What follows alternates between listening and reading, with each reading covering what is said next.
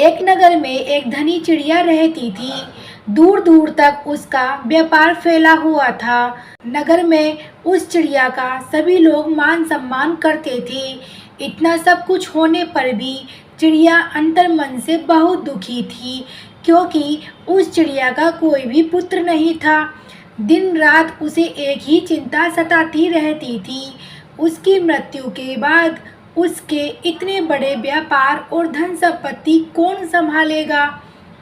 पुत्र पाने की इच्छा से चिड़िया प्रति सोमवार भगवान शिव की व्रत पूजा किया करती थी। सायंकाल को चिड़िया शिव मंदिर में जाकर भगवान शिव के सामने घी का दीपक जलाया करती। उस चिड़िया की भक्ति देखकर एक दिन पार्वती जी ने भगवान शिव से कहा, हे प्राणनाथ, ये चिड़िया आपकी सच्ची भक्त है। कितने दिनों से ये सोमवार की व्रत और पूजा नियमित रूप से कर रही है। भगवान, आप इस चिड़िया की मनोकामना अवश्य पूर्ण करें। भगवान शिव ने मुस्कुराते हुए कहा, हे पार्वती, इस संसार में सबको उसके कर्म के अनुसार फल की प्राप्ति होती है। प्राणी जैसा कर्म करते हैं उन्हें वैसा ही फल प्राप्त होता है। इसके बावजूद पार्वती जी नहीं मानी। उन्होंने आग्रह करते हुए कहा, नहीं प्राणनाथ, आपको इस चिड़िया की इच्छा पूरी करनी ही पड़ेगी।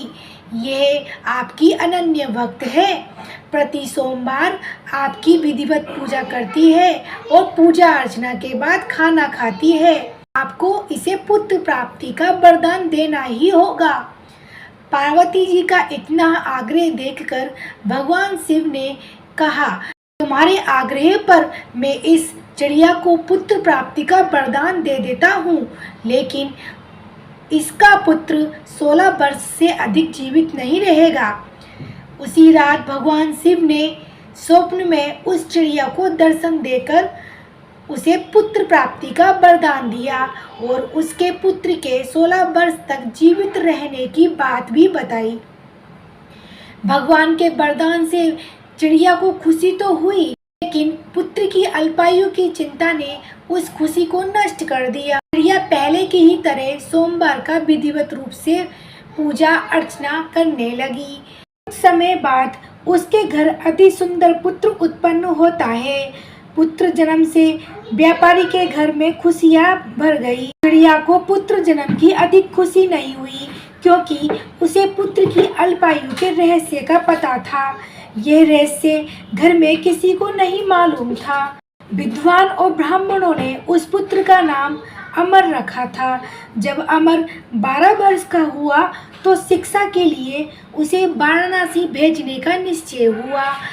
चिड़िया ने अमर के मामा दीपचंद्र को बुलाया और कहा, अमर को शिक्षा प्राप्त करने के लिए वाराणसी छोड़कर आओ। अमर अपने मामा के साथ शिक्षा प्राप्त करने के लिए चल दिया। रास्ते में जहाँ भी अमर और दीपचंद्र रात्रि विश्राम के लिए रुकते, वह यज्ञ करते और ब्राह्मणों को भोजन कराते थे। लंबी यात्रा के बाद अमर और दीपचंद्र एक नगर में पहुँचे। उस नगर के राजा की कन्या के विवाह की खुशी से पूरे नगर को बहुत अच्छे से सजाया रखा था। जल्द ही बारात आ गई, लेकिन वर का पिता अपने बेटे के एक आंख से काने होने के कारण बहुत चिंतित था। उसे इस बात का डर था कि अगर राजा को पता चलेगा कि मेरा बेटा काना है, वो इस रिश्ते के लिए मना कर देंगे। वर के पिता ने अमर को देखा तो उसके मस्तिष्क में एक विचार आया। उसने सोचा, क्यों ने इस लड़के को दूल्हा बनाकर राजकुमारी से विवाह करा दूं। विवाह के बाद इसको धन देकर विदा कर दूंगा और राजकुमारी को अपने नगर में ले जाऊंगा। वर के पिता ने इसी संबंध में अमर और दीपचंद्र से बात की। दीपचंद्र ने धन के लोभ में वर के पिता की बात स्वीकार कर ली। अमर को दूल्हे के वस्त्र पहनाकर राजकुमारी चंद्रिका से विवाह करा दिया गया। राजा ने बहुत सा धन देकर राजकुमारी को विदा किया। अमर जब लौट रहा था तो सच नहीं छिपा सका और उसने राजकुमारी की ओढ़नी पर लिख दिया, राजकुमारी चंद्रिका, तुम्हारा विवाह तो मेरे साथ हुआ था। मैं तो वाराणसी में शिक्षा प्राप्त करने जा रहा हूँ। अब तुम्हें जिस नवयुवक की पत्नी बनना पड़ेगा वह एक आंख से काड़ा है। जब राजकुमारी ने अपने ओढ़नी पर लिखा हुआ पढ़ा तो उसने काने लड़के के साथ जाने से इनकार कर दिया। राजा ने सब बात जानकर राजकुमारी को महल में रख लिया। उधर अमर अपने मामा दीपचंद्र के साथ वाराणसी पहुंच गया। अमर ने गुरुकुल में पढ़ना शुरू कर दिया। जब अमर की उम्र 16 वर्ष पूरी हुई तो उसने एक यज्ञ किया। यज्ञ की समाप्ति पर ब्राह्मणों को भोजन कराया और अन्न वस्त्र दान किए। रात को अमर अपने शयन कक्ष में सो रहा था। शिव के वरदान के अनुसार शयन अवस्था में ही अमर की मृत्यु हो जाती है और सूर्योदय होते ही मामा दीपचंद्र जैसे ही अमर को देखता है और बहुत तेज रोने लगता है। मामा के रोने विलाप करने के स्वर को पार्वती माता और शिव जी सुनते हैं। हे प्राणनाथ, मुझसे इसके रोने का स्वर सहन नहीं हो रहा है।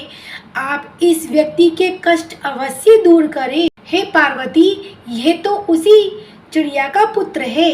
मैंने इसे 16 वर्ष की आयु का वरदान दिया था।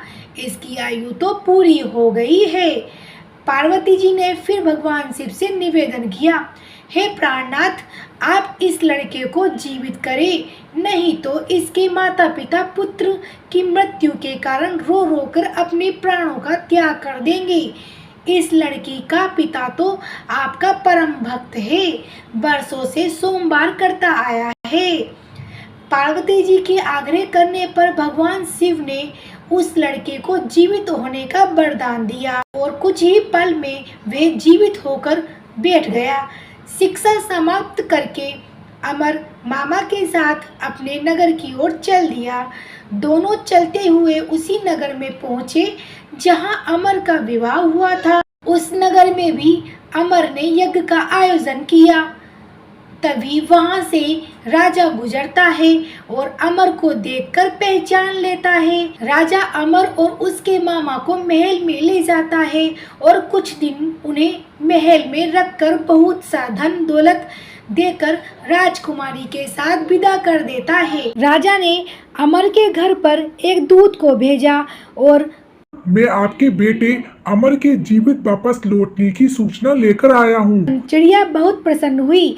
चिड़िया ने अपने पति के साथ स्वयं को एक कमरे में बंद कर रखा था।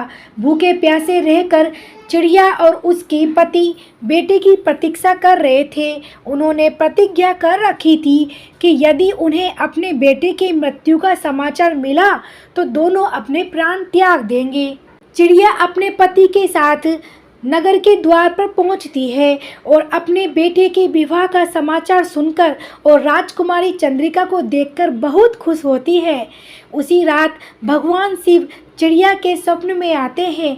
हे श्रेष्ठी, मैंने तेरे सोमवार के व्रत करने और व्रत कथा सुनने से प्रसन्न होकर तेरे पुत्र को लंबी आयु प्रदान की है। चिड़िया बहुत प्रसन्न हुई। सोमवार का व्रत करने से चिड़िया के घर में खुशियाँ लौट आई। शास्त्रों में लिखा है, जो स्त्री पुरुष सावन के सोमवार का विधिवत व्रत करते हैं और कथा सुनते हैं और पूजा करते हैं, उनकी सभी इच्छाएं पूरी होती है। आपको ये कहानी कैसी लगी कमेंट करके जरूर बताइएगा। हर हर महादेव।